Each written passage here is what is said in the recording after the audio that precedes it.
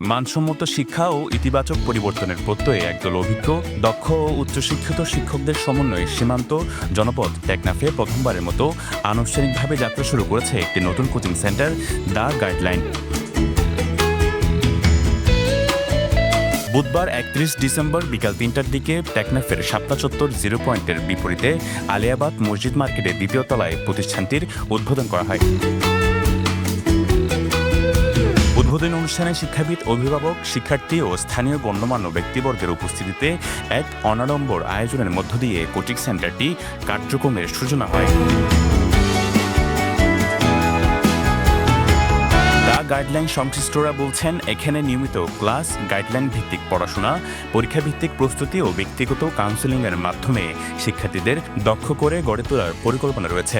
শুধু ভালো ফলাফল নয়, বরং শিক্ষার্থীদের সঠিক দিক নির্দেশনা দিয়ে ভবিষ্যতের জন্য প্রস্তুত করা। পিছিয়ে পড়া শিক্ষা দীক্ষায় টেকনাফের সীমান্ত নগরীতে মনের মধ্যে একটি স্বপ্ন ছিল, কিভাবে টেকনাফে শিক্ষার মানকে আরো এগিয়ে নিয়ে যাওয়ার জন্য, টেকনাফের পরিবেশকে আরো বেশি শিক্ষাবান্ধব পরিবেশে রূপান্তর করার জন্য যে প্রচেষ্টা ছিল, মনে হয় আজকে সে প্রচেষ্টার একটি প্রথম ধাপ সম্পন্ন হতে যাচ্ছে।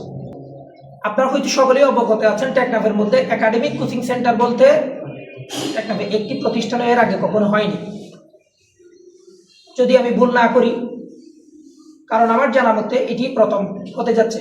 তো গাইডলাইনটা হচ্ছে ওইরকম একটা দিক নির্দেশনার কাজ করবে তোমাদেরকে। নামকরণটা আমরা বলি না, a beautiful name is more valuable then A lot of wealth. একটা সুন্দর নাম এক গাদা সম্পদের চেয়ে অনেক বেশি গুরুত্বপূর্ণ। আমরা সেই জায়গা থেকে কাজটা করেছি।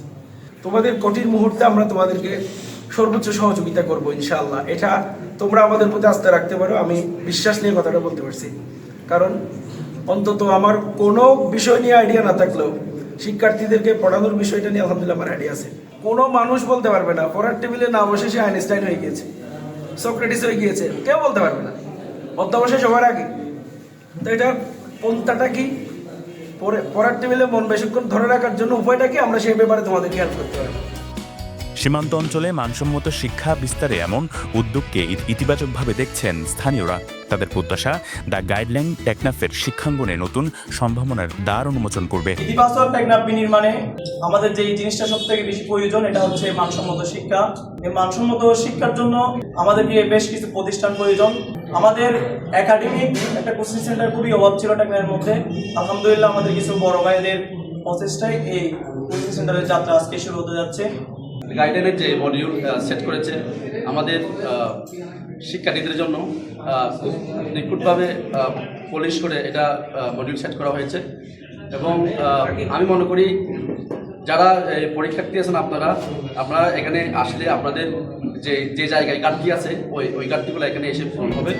সব মিলিয়ে শিক্ষা ও পরিবর্তনের প্রত্যয়ে যাত্রা শুরু করা এই কোচিং সেন্টারটি টেকনাফের শিক্ষাক্ষেত্রে একটি কার্যকর ও ইতিবাচক ভূমিকা রাখুক, এটাই প্রত্যাশা। News desk, Penowa.